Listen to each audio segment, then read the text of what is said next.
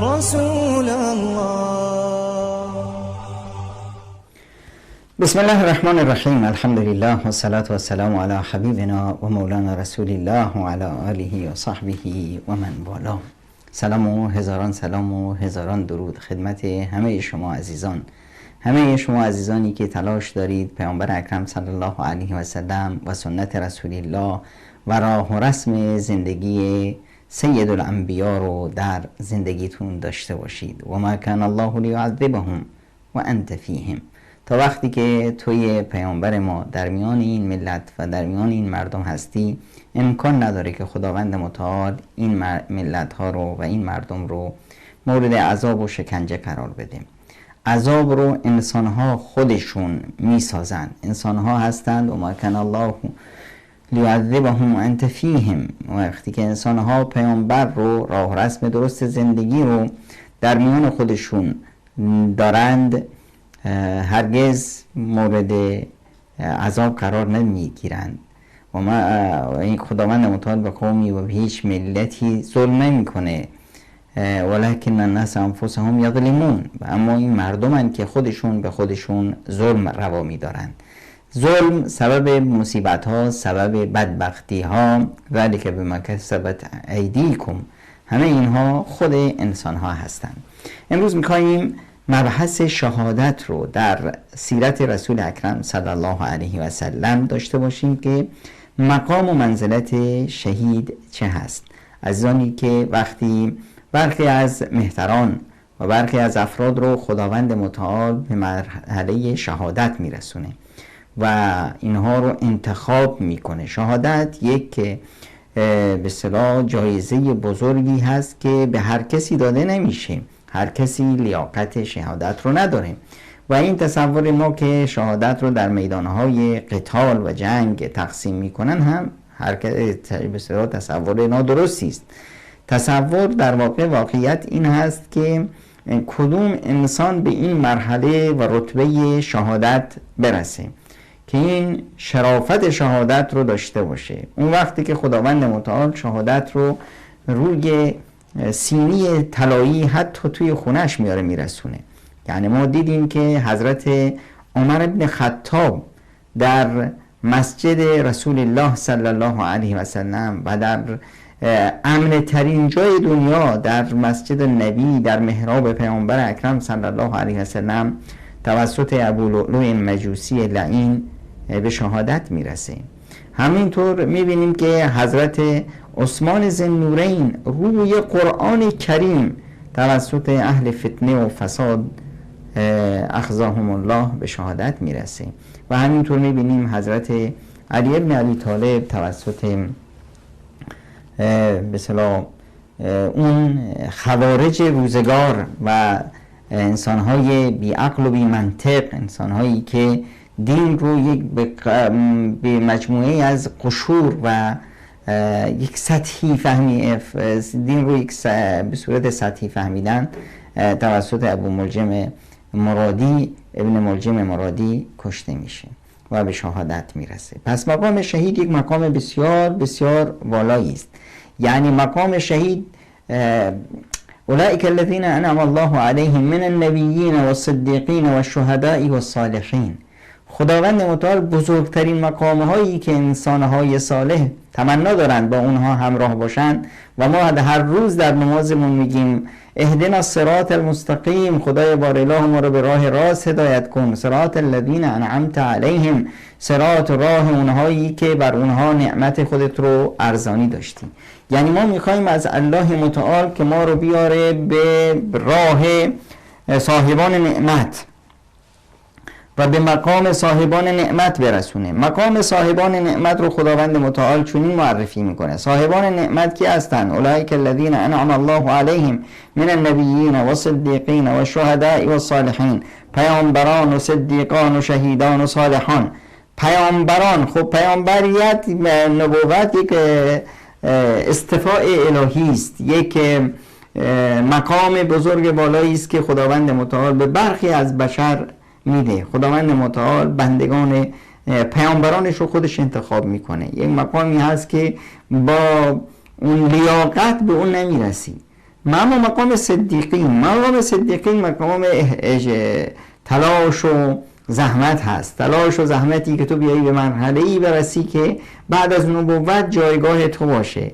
این مثلا لیاقتی هست که خودت به دستش میاری.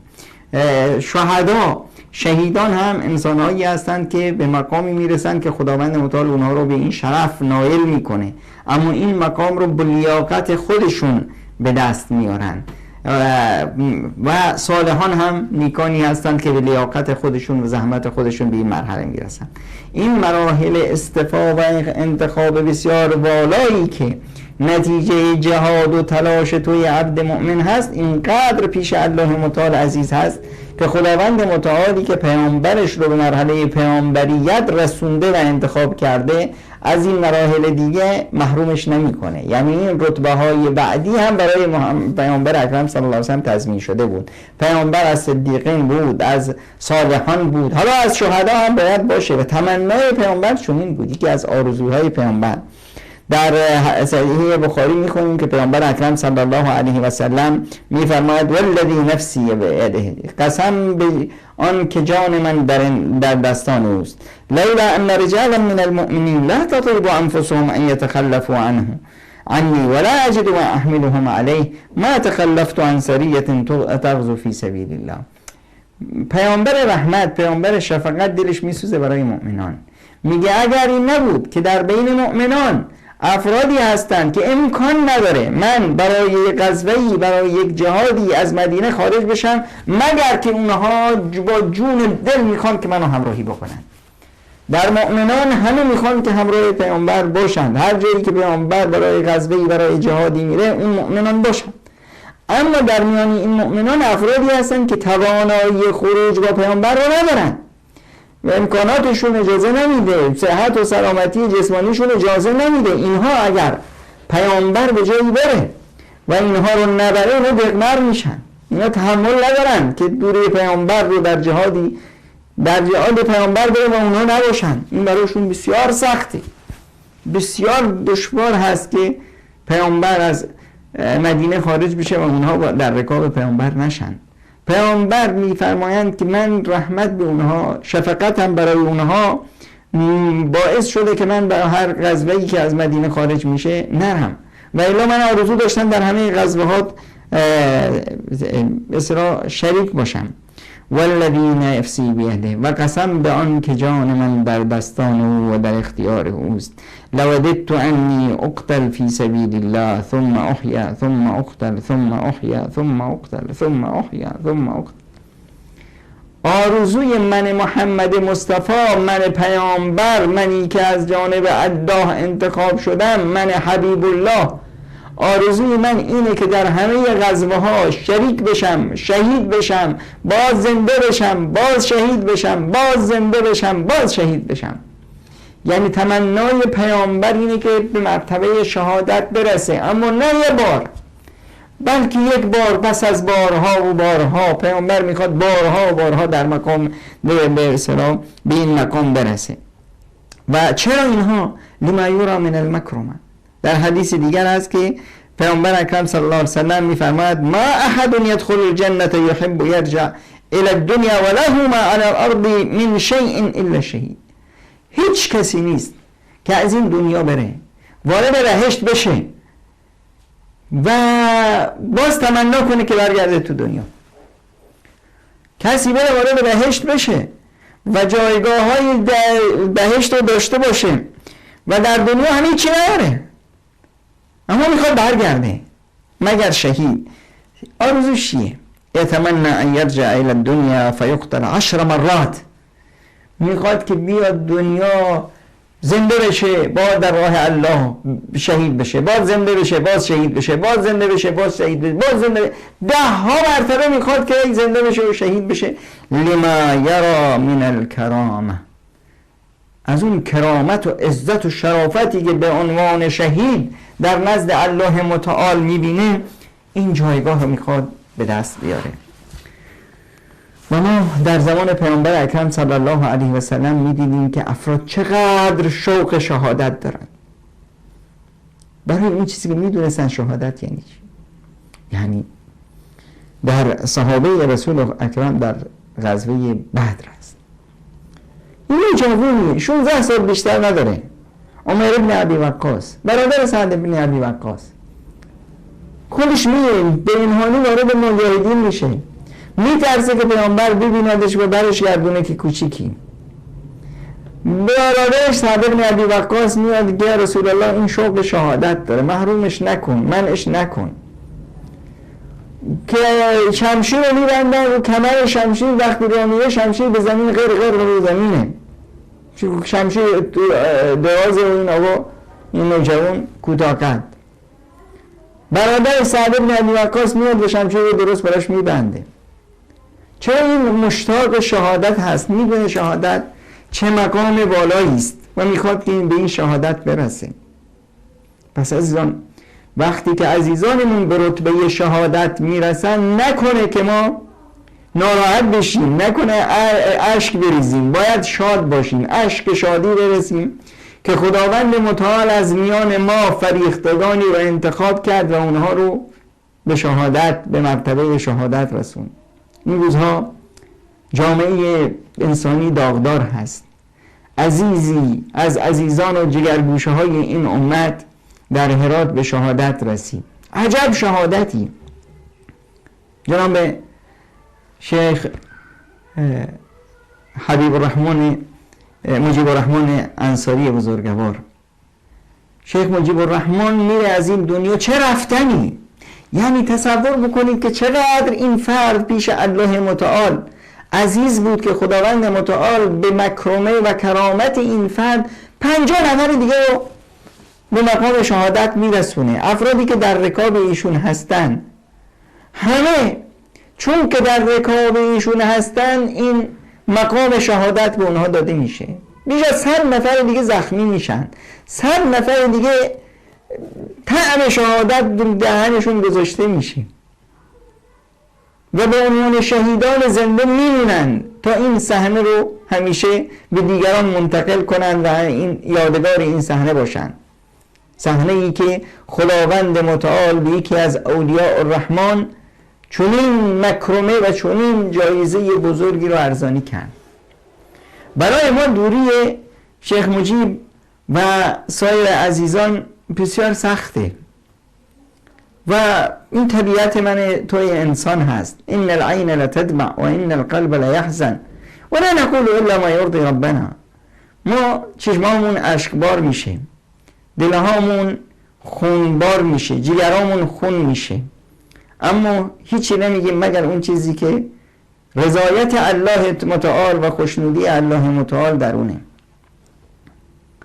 ما از اینی که عزیزانی رو از دست دادیم ناراحت نیستیم، از اینی که تنها موندیم هم نمیترسیم، چون که این مسیر منصور هست، این راه پیامبران هست و این دین خاتم هست. این دین رو خداوند متعال نصرت و پیروزی عطا میکنه، چه دنیا بخواد چه نخواد، چه کسایی بخوان چه نخوان، الله متعال این دین رو پیروزش میکنه. اما ببینید که این مقام شهادت چه هست. یعنی که از قصه های زیبای شهیدان سعد ابن خسیمه هست. خسیمه ابن الحارث میخواست که به جهاد بریم، اما بچهش پیشیش کرد. سعد گفت بابا تو بزرگ شدی، تو بری و من باید برم. پدر میگه برادر پسر من تو بمون، مادرات و خواهرات و خانواده ما تو خونمون زنهای بی سرپرست زیاد داریم، اگر من رفتم و شهید شدم تو بچه ها رو جمع میکنی.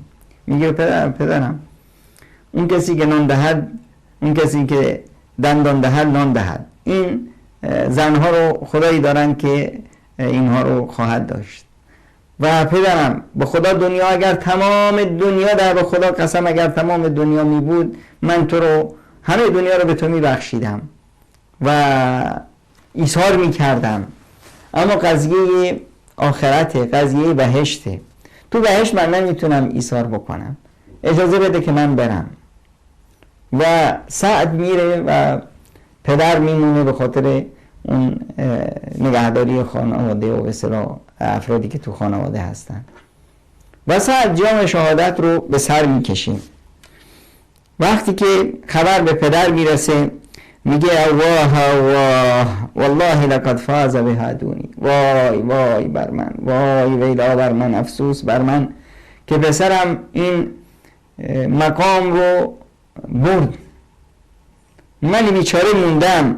والله لقد کان اعقل منی، به خدا قسم که پسرم از من خیلی فهمیده تر و داناتر بود. و من دیشب در خواب دیدم که اون در میان رودخانه های بهشت و نعمت های بهشت و گل های بهشت داره خوش است و شادمان است. و منو صدا میزنه میگه یا ابتاه الحق بنا فإنا قد وجدنا ما وعدنا ربنا حقا. پدرم به ما بپیوند که من اون چیزی که خداوند متعال به ما وعده داد رو ما دریافتیم. این انسان‌های مؤمن بودن، انسان‌های فریخته، تربیت یافتگان مکتب رسالت، می‌دونستند که از خودشون چی میخوان. هدف رسیدن به رضایت الله بود. همه دنیا پیشون هیچ پشیزی ارزش نداشت. اون اعرابی که اومده بود مسلمون شده بود و در جهاد شرکت کرده بود، وقت تقسیم غنایم رو به تقسیم کردن، به حق ایشون رو بهش دادن. وقتی آوردن که مثلا این غنایم از شماست، گفتن اینا چیه؟ گفتن اینو تو در معرکه بودی غنایم رو پیامبر تقسیم کرده، این حق شماست. گفت من برای این ایمان نآوردم، من برای این ایمان آوردم که تیر بیاد اینجا در راه الله بجنگم، تیری بیاد اینجا و از پشتم بیاد بیرون. من برای غنیمت، برای مال دنیا من نیومدم بجنگم. وقتی این خبر رو به پیامبر میرسن میگن اگر با الله راست باشه خداوند هم باش درست میگن. و همینطور شد. در این معرکه دیگه پیامبر اکرم صلی الله علیه و سلم میبینن که کسی جام شهادت رو سر کشیده از مؤمنان، تیری اومده اینجا از پشتش اومده بیرون. وقتی شون رو میبینن الله الله میفهمند که اهو این خودشه همون اعرابیست. گفتن بله یا رسول الله صلی الله علیه و سلم. فرمودن که صدق الله فصدقه الله، این با الله صادق بود، خداوند متعال اون صداقتش رو به ما نشون داد و براش دعا کرد اللهم هذا عبدك خرج مهاجرا في سبيلك فقتل شهيدا وانا شهید على ذلك. خدایا بار الها این همون بنده توست که ایمان آورد و در راه تو هجرت کرد و الان جام شهادت رو سر کشیده و من گواهم بر صدق و بزرگی این مرد. این جام، این مقام شهادت هست. این مقام شهادت اینقدر مقام بزرگ و با عظمتی هست که خداوند متعال به پیامبرش هم این مقام رو نصیب میکنه. میبینیم که پیامبر اکرم صلی الله علیه و سلم وقتی که از این دنیا رحلت فرمود، اهل سیرت میفرمایند که پیامبر از این دنیا رحلت فرمود در حالی که میگفت همون ام المؤمنین عایشه میگفت که من اثر همون زهری که در خیبر به من داده شده بود رو در کبدم احساس میکنم.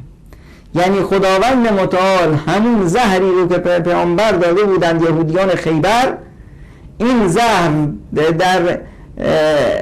در جسم پیامبر همچنان مانده بود. خداوند متعال نگذاشته بود مفعولش عمل بکنه تا این لحظه ای که پیامبر بلغ الرسالت و ادى الامانه، وظیفه خودش رو در دنیا انجام داده، رسالهش رو ابلاغ کرده، امانتش رو به مردم رسونده، الان از این دنیا رحلت میفرمایند.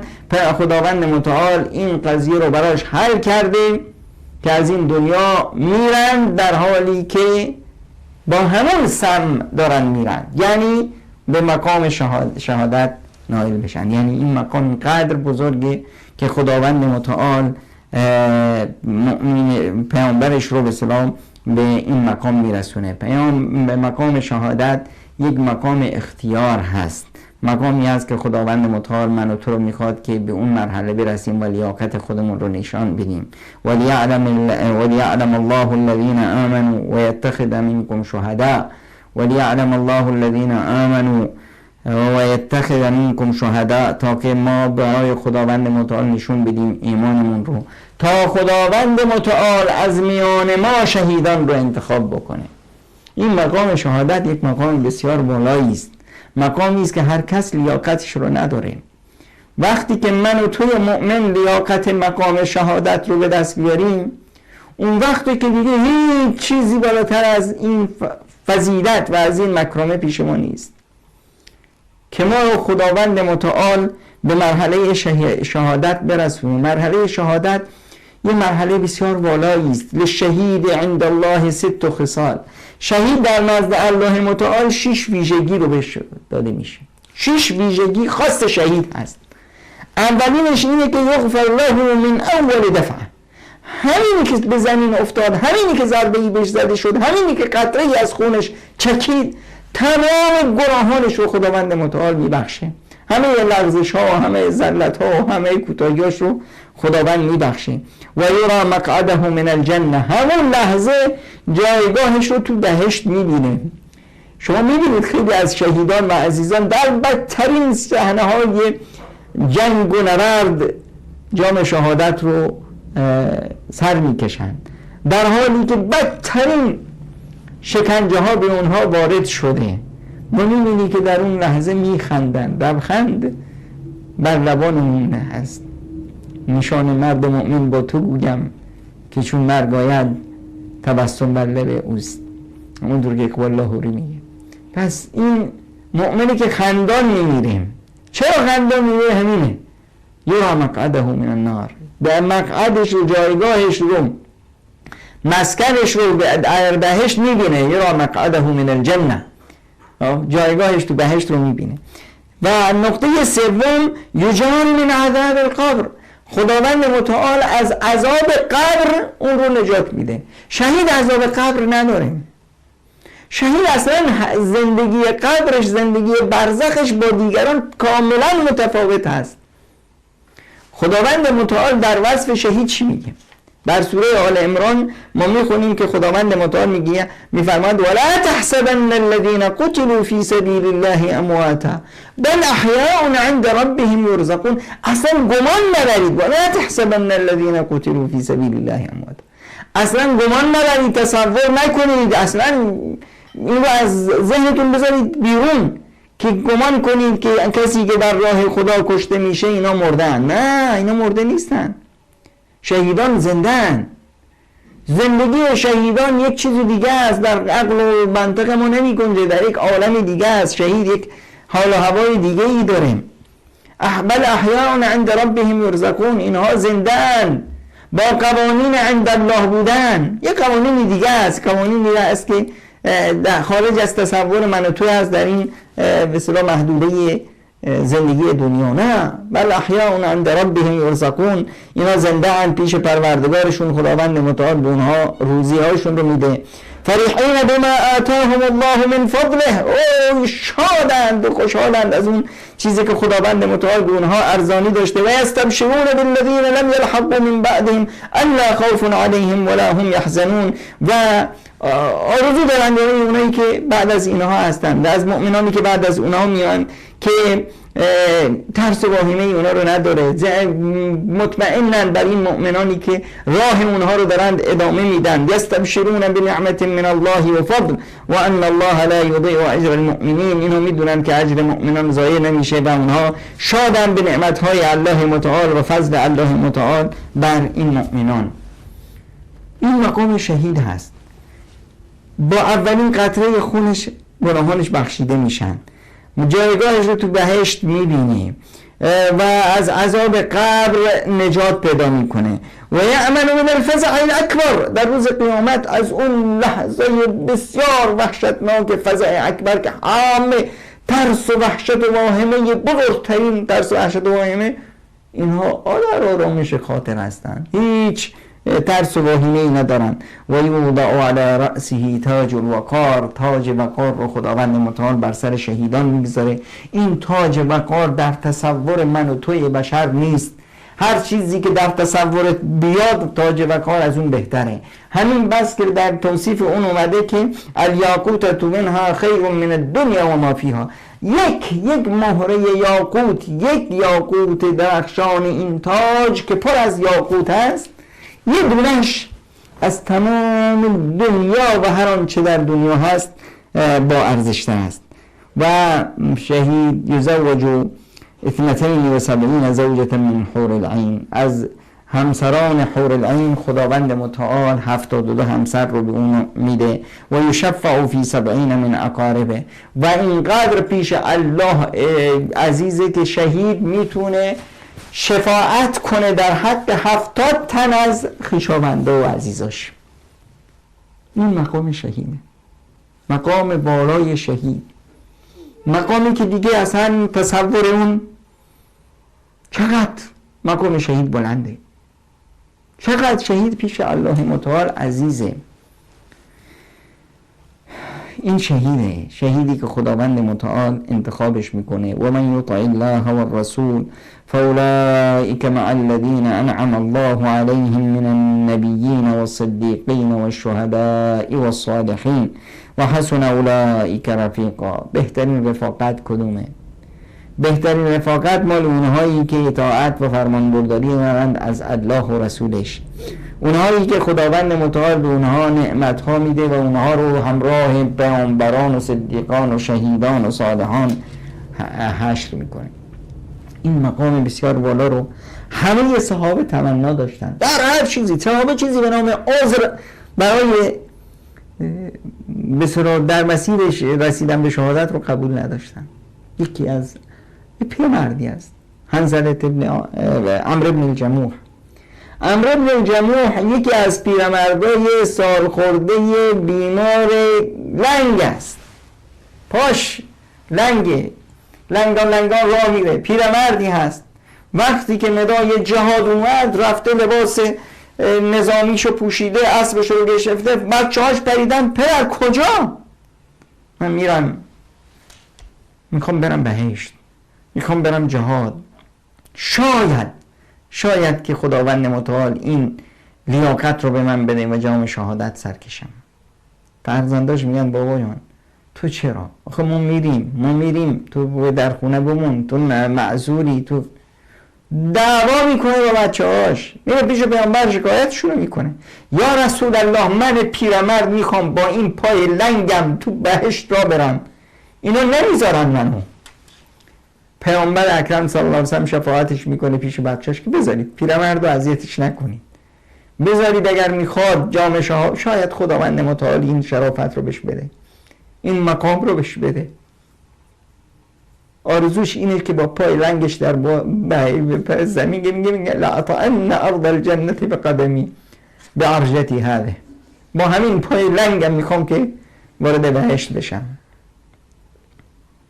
و میره و جام شهادت رو سر میکشه.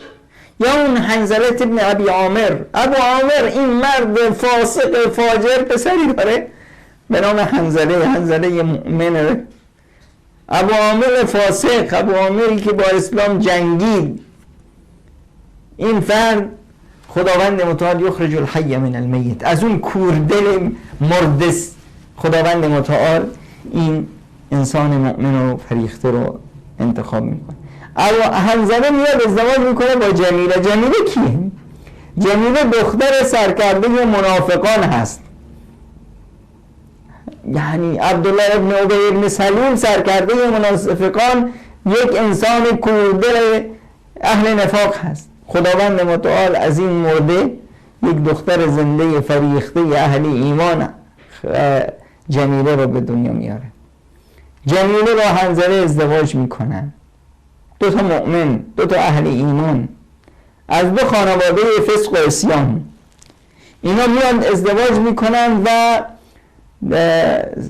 در شب ازدواج هست، صبح ازدواجه، ارتش اسلام حرکت کرده، بانگ میزنن که های الی الجهاد، حی علی الجهاد، حی علی الجهاد.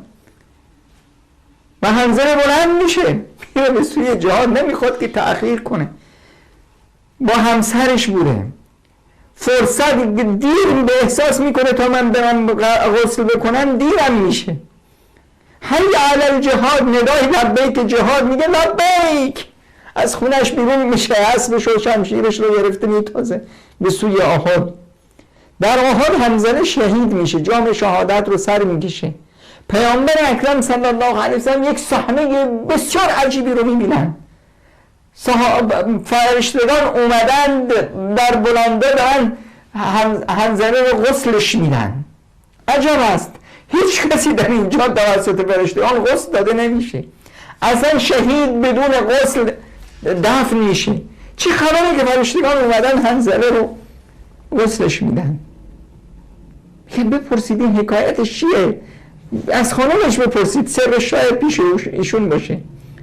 خانمش میگه بله حنظله اومد و غسل جنابت نکرده بود. این غسل شهادت نیست، شهید غسل داده نمیشه. فرشتگان اومدن این مردی که وقت نکرد بره غسل جنابت بکنه، که احساس کرد که شاید دیر بشه و شاید گزندی بر پیکره اسلام و بر شخص پیامبر اکرم صلی الله علیه و سلم وارد بشه، اون وقت من حنظله چی بگم؟ چه جواب دارم پیش خودم که من با غسل جنابت خودم رو مشغول کردم؟ نه، لبیک، همین که نعره حی علی الجهاد و شنید اومد و جام شهادت رو اینجا سر کشید. تا از جمله اون انسان‌هایی باشه که خداوند متعال در پیامبر اکرم صلی الله علیه و سلم میفرماید که این شهید چه انسانی هست. میفرماید که الشهداء علی بارق نهر بباب الجنه، در جلوی بهشت، دروازه های بهشت رودخانه هایی هست، در ساحل این رودخانه ها شهیدان اونجا عیش و عشرت میکنن، در یک قبه خضرا، در یک طاق سبز رنگ، و یخرج علیهم رزقهم من الجنة بکرة و عشیا. این جای زندگی شهیدان هست. شهیدان روی کناره رودخانه‌ای در جلوی در بهشتن، اونجا برایشون خیمه های سبز رنگی زده شده و شب و روز، صبح و شامگاه غذاشون از بهشت میاد. احیاء عند ربهم یرزقون، در یک حال هوای دیگه این شهیدان. شهادت مقام بسیار بزرگی است که هر کسی شایستگی اون رو نداره. شهید میره اونجایی که بهترین قصرهای دنیا آخرت مال شهیده، بهترین خونه های آخرت مال شهیدانه. پیامبر اکرم صلی الله علیه و سلم میفرمایند در اون سفری که به شبان هنگام دو تا از فرشته ها اومدند و پیامبر رو بردن و صحنه‌ای از بهشت رو بهش نشون دادن، میفرمایند که من رو داخل یک قصری کردم که در بهشت حتی بهتر از اون رو ندیده بودم و به من گفتن اما هذه الدار فدار الشهداء، این قصر شهیدانه. این مقام شهید بود. این مقامی بود که پیامبر اکرم تمناش داشت. پیامبر میخواست شهید بشه و لطف کرم الهی برای پیامبرش هم همین بود که پیامبر خداوند متعال پیامبرش رو از این جایگاه والا محروم نکرد، جایگاه شهیدان. در دین میبینیم که هر وقت اسلام به طرف قدرت و توانمندی میره، میبینیم که اون انسانهای خبیث، انسانهای بدتینت، انسانهایی که دنیا و آخرتشون رو باختن، حالا چه کافرای حقود دشمن اسلام باشن، از مشرکان و رافضیان و حاقدان و مجرمان و یهودیان و مسیحیان و بتپرستان باشن، یا چه از افرادی باشن که دم از اسلام میزنن، از خوارج و روافض باشن. خوارج و روافض دم از اسلام میزنن اما چش دیدن عزت و کرامت اسلام رو ندارن. اینها یک در تصویر پیامبر اکرم صلی الله علیه و سلم از خوارج ببینید. میفرمایند که شما مؤمنان نمازتون رو در مقابل نماز خوارج کم میبینید، روزتون رو در مقابل روزه اونا کم میبینید. یعنی در شکلیات اسلام و شکلیات عبادی اینها خیلی جلوان، صبح و شام در نماز و در روزه هن. در نماز تهجدشون قضا نمیشه، اما چی؟ دین رو نفهمیدن. دین فقط این عبادت ها نیست، این عبادت ها جز ارادی دینه. عزت و کرامت و شوکت اسلام کجاست؟ امنیت و سعادتی که اسلام برای جامعه بشری میاره کجاست؟ دعوت و رحمت للعالمینی اسلام کجاست؟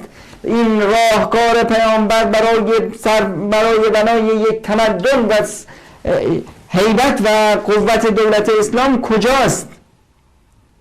این خوارج بدبخت این رو درک نمی کنن. روافض بدبختی که با یهود و نصارا همکاسن این رو درک نمی کنن.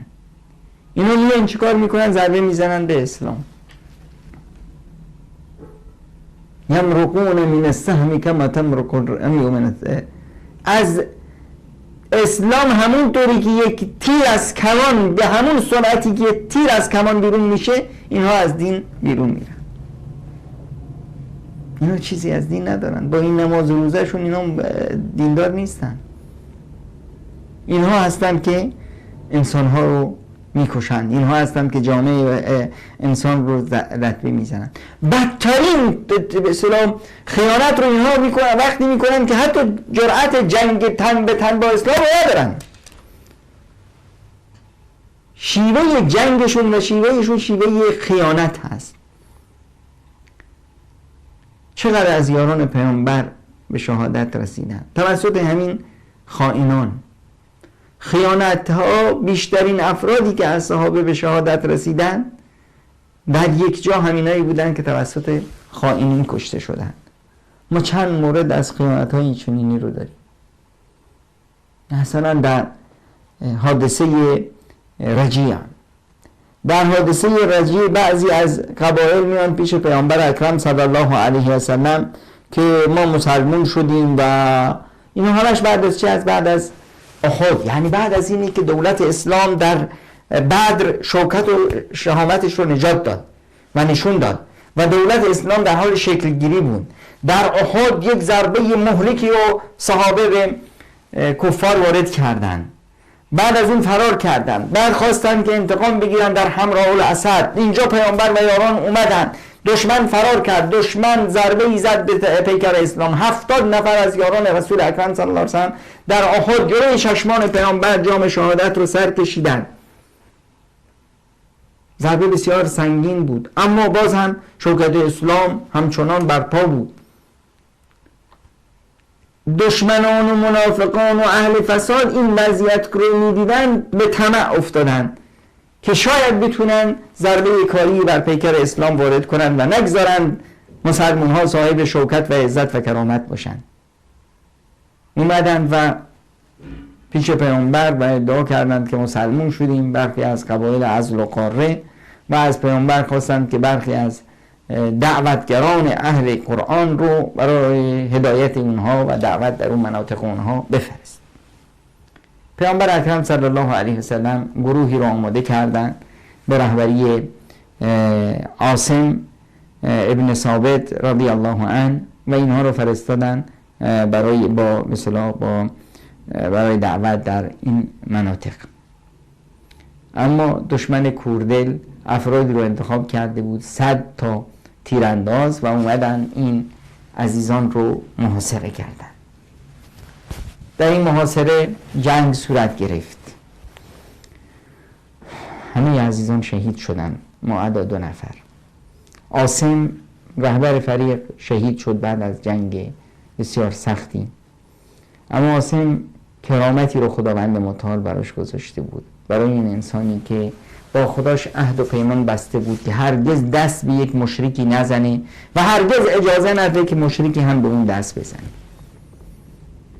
مشرک رو نجس میدونست عاصم و در زندگیش هرگز به مشرکی دست نزد و وقتی هم که شهید شد به همین تمنا رو داشت که دست مشرکان به اون نرسه. خداوند متعال این مرد مؤمن رو همونطوری که در دنیا به عهدش پیمانش با خدا عمل کرده بود در بعد از وفاتش خداوند این رو براش مهیا کرد. وقتی که به شهادت رسید اونا میخواستن سرش رو بکنند و بفروشند به مکه در مقابل اون کشته هایی که مکه در بدر داده بود تا ازش انتقام بگیرن. افرادی جایزه گذاشته بودن برای سر عاصم. خداوند متعال مجموعی از زنبوران را مسئولیت داد که اینا اومدند و دور و بر جسد عاصم و شب هم که شد یک بارون تندی اومد و جسد رو برداشت و برد و کسی ندونست که جسد کجاست. 2 نفر در اینجا دستگیر شدند و به اسارت گرفته شدند. یکی خبیب و یکی زید بن دثنه. خبیب و زید بن دثنه رو بردن در مکه فروختن تا اهل مکه اونها رو در مقابل اصطلاح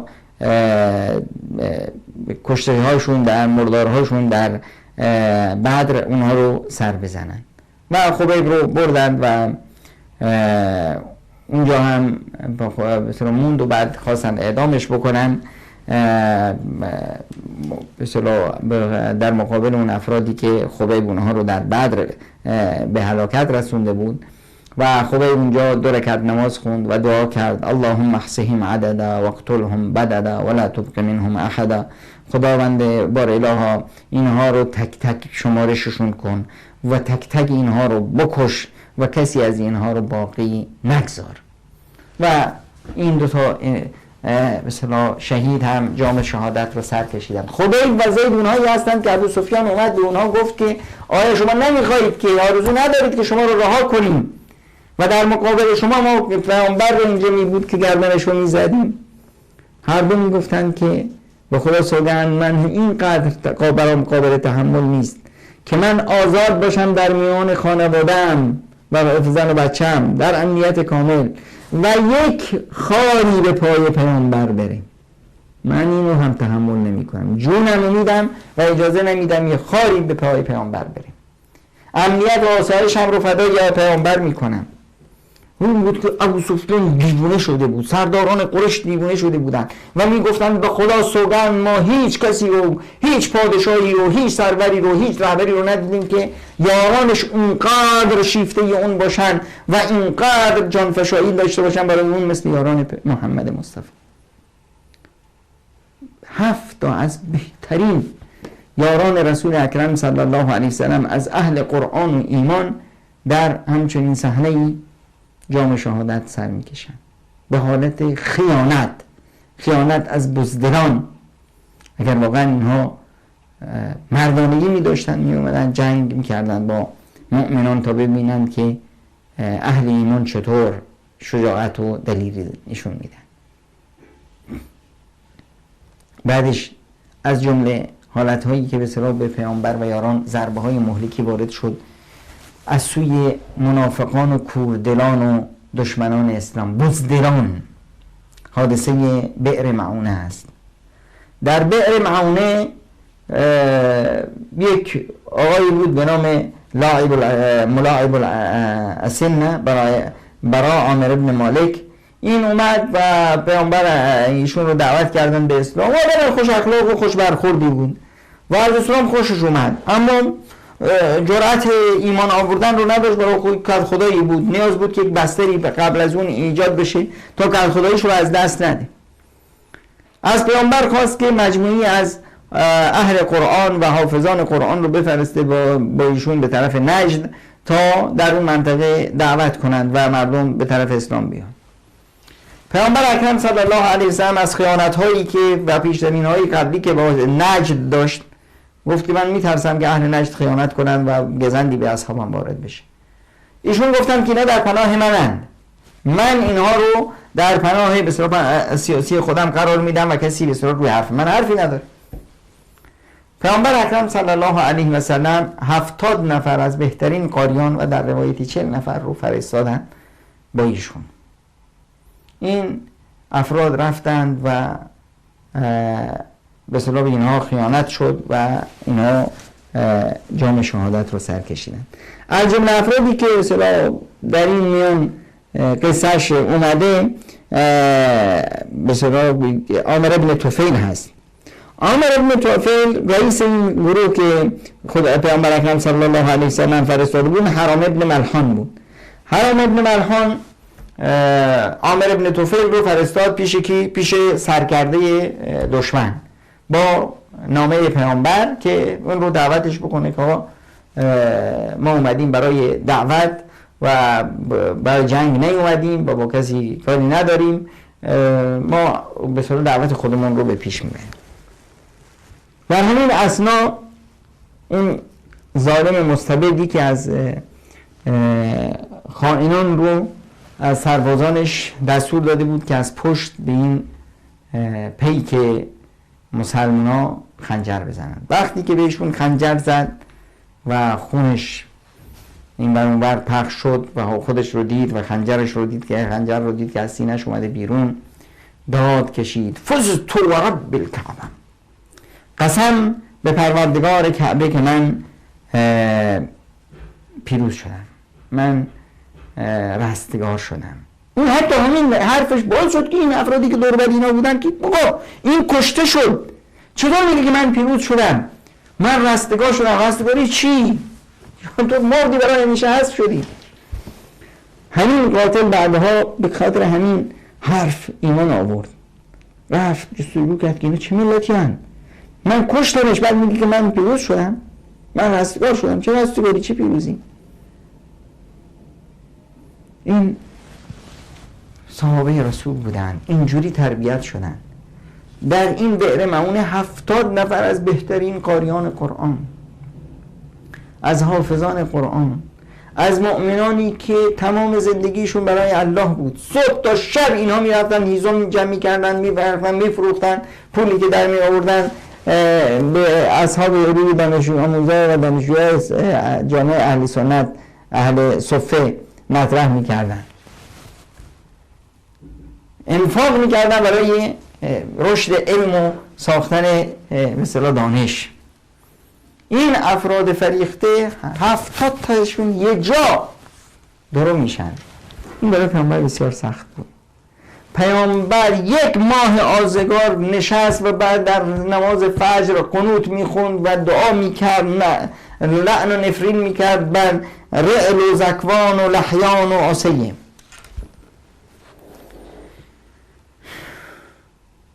اینا افرادی بودند که چنین شهید شدند و این مقام شهادت رو به دست آوردن و این مثلا مواردی بود که دشمن خنجر خیانت میزد به اسلام.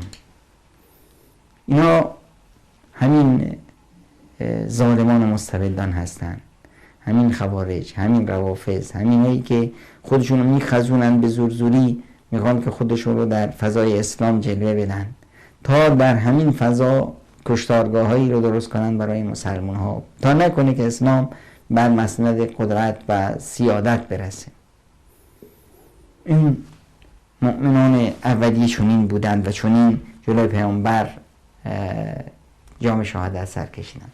غیر از اینها در غزوه ها ما میبینیم که افرادی رو که چطور مشتاق شهادت هستند.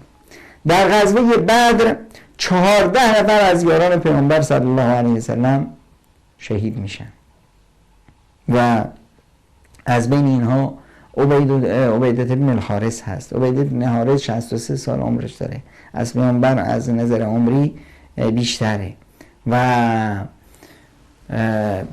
پسر عموی پیامبر هست، فرزند حارث ابن عبدالمطلب از حارث عموی پیامبره، برادر شیری پیامبر هست، در اونجا شهید شد. عمر ابن ابی وقاص که گفتیم 16 ساله در اونجا شهید شد. در غزوات دیگه، در غزوه سویق بسیار 2 نفر از صحابه شهید شدن، اون هم به دقیقه خیانتی که دشمن خیانت کرد. در غزوه احد 70 تن از بهترین یاران پیامبر اکرم صلی الله علیه و سلم جام شهادت رو سر کشید. از جمله اونا حمزه است.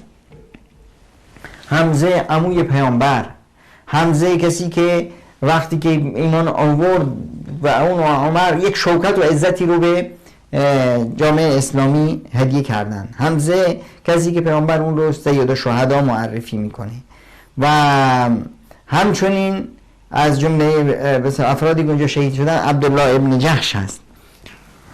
عبدالله ابن جحش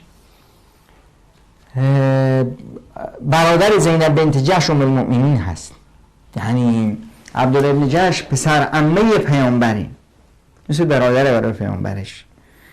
مصعب ابن عمر جوان 40 ساله‌ای که در احد شهید شد. مصعب ابن عمر اون دعوتگری هست که دعوت اسلام رو به مدینه رسوند. 2 قبیله اوس و خزرج به دست مصعب ابن عمر ایمان آوردن و مصعب هم اینجا جام شهادت رو سر میگه. مصعب از یک خانواده مرفه بود، مادرش یک زن بسیار پولداری بود و ثروتمندی. بهترین عطر و ادکلون و لباس و این مد روز رو مصعب میپوشید قبل از اسلام. وقتی که مسلمون شد همه زندگیشو ازش گرفتن، براش اصلا مهم نبود زندگی هیچ. یعنی وقتی که مصعب ابن عمر جام شهادت رو سر کشید میخوان دفنش بکنن، کفن کافی براش وجود نداره. سرش رو میپوشن پاهاش لخت میشه، پاهاش رو میپوشن سرش لخت میشه. بعد سرش رو پوشیدن رو پاهاش برخی از به اصطلاح اعشابی که توی زمین بود برخی از خس و خاشاک آوردن و رو پاهاش پوشوندن. اینو انسان‌های فریخته مکتب رسالت بودند. از شهدای احد انس بن نضر هست.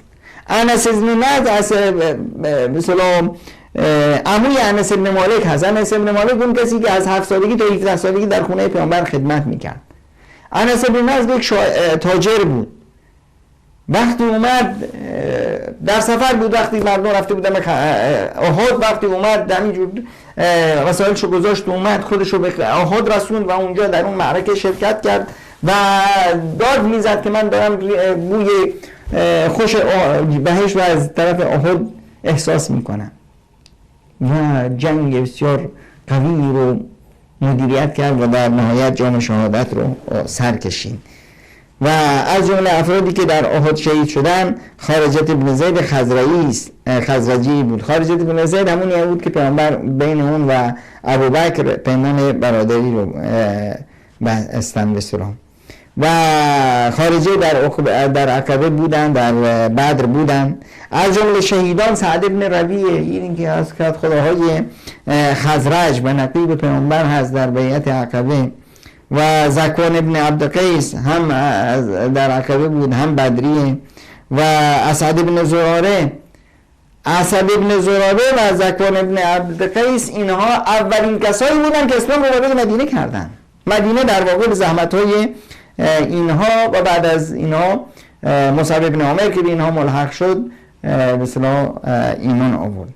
و همینطور شهیدانی که در مراحل مختلف در احد، در خندق، در بنی قریظه، در غزوه خیبر جام شهادت رو به سر کشیدن. یعنی افرادی که شهید شدن و پیش پیامبر اکرم صلی الله علیه و سلم بسیار عزیز بودن. از جمله شهیدانی که در خندق جام شهادت رو سر کشیدن سعد بن معاذ بود. سعد بن معاذ این جوان فریخته سید و کدخدای اوسی ها، کسی که وقتی مسلمون شد چه انقلابی در اسلام به وجود آورد. جامعه مدینه در ایمان جامعه مدینه چه نقشی رو داشت. این سعد بن معاذ وقتی که به شهادت رسید و پیامبر ازش تیمارداری کرد، در خندق به اصطلاح زخمی شد و پیامبر اون رو توی مسجد براشی که خیمه‌ای گذاشته بودن و ازش مراقبت میکردن تا اینکه جام شهادت سر کشید و پیامبر خبر دادن اهتز عرش الرحمن لموت سعد، عرش الهی با موت سعد لرزه افتاد. در تشییع جنازه‌اش فرشتگان شرکت کردند. اینا انسان‌های نمونه بودند، انسان‌هایی که چنین دعوت توحید اینها رو تربیت میکنه. در معته چه افرادی شهید شدن. در معته اولین کسی که شهید میشه فرماندهی که پیامبر میفرسته زید بن حارثه است.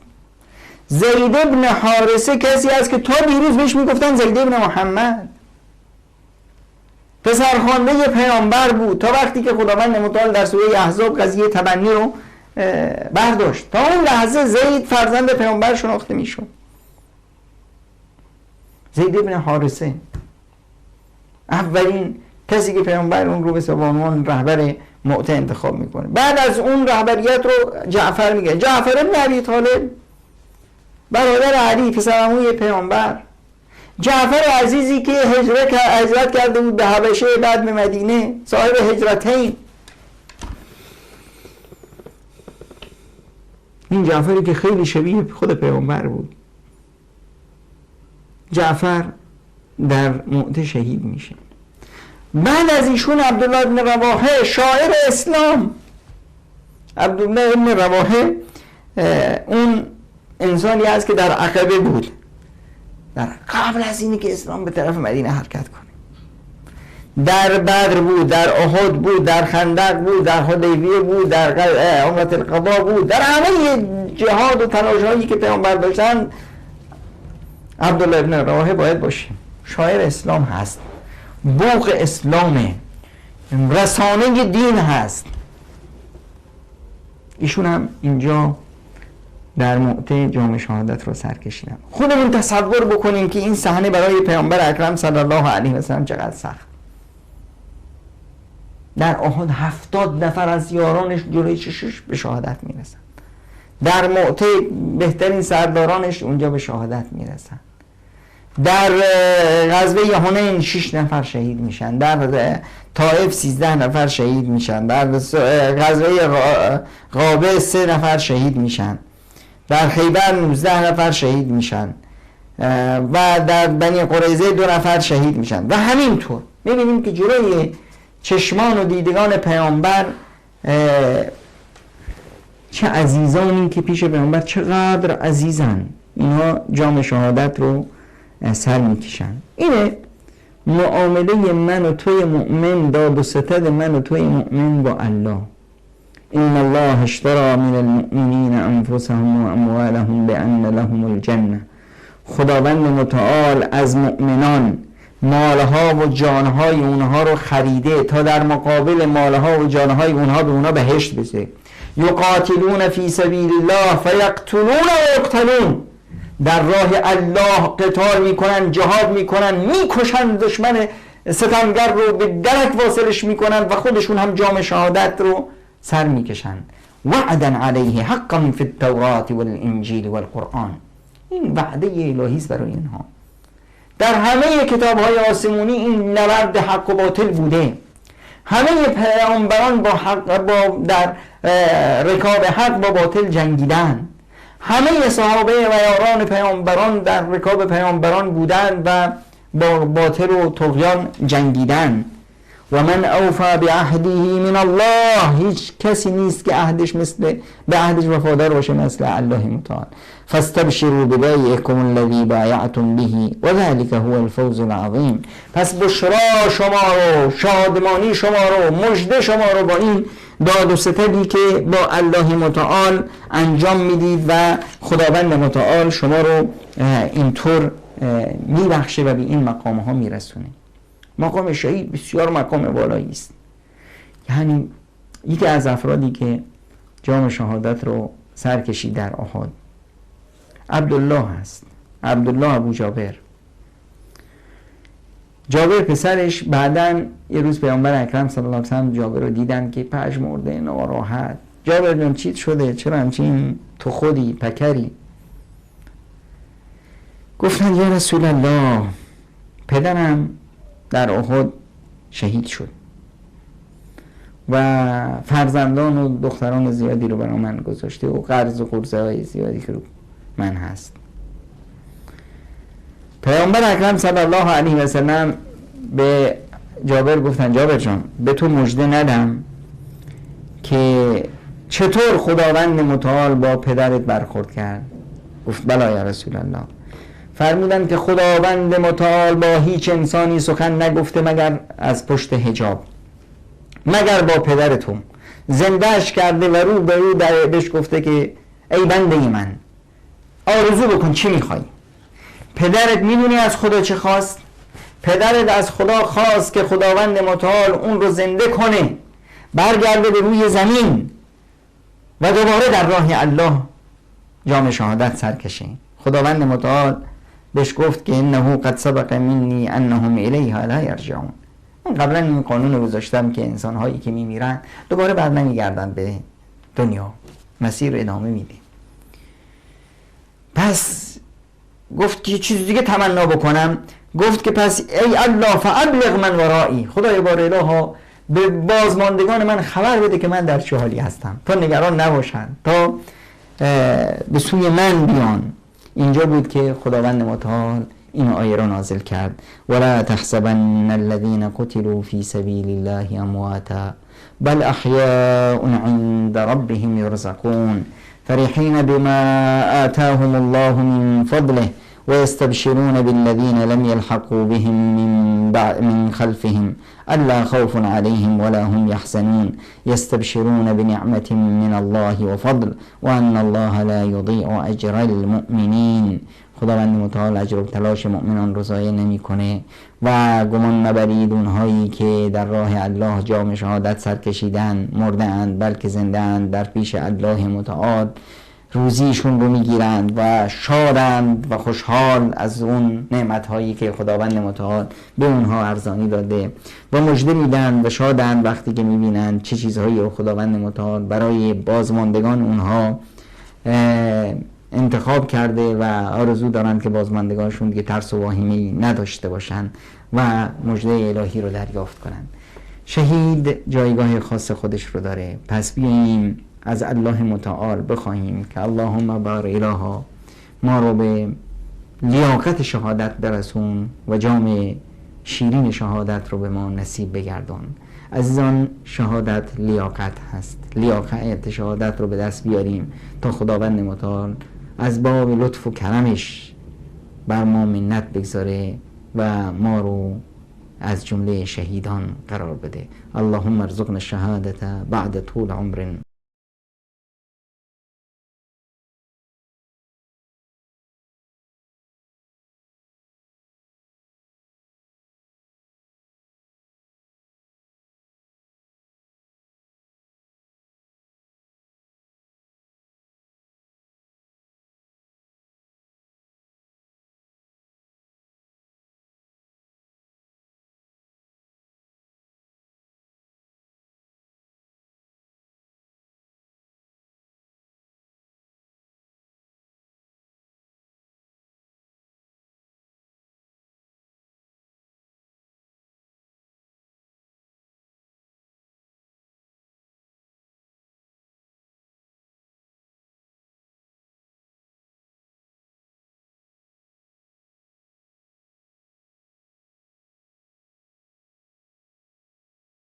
رسول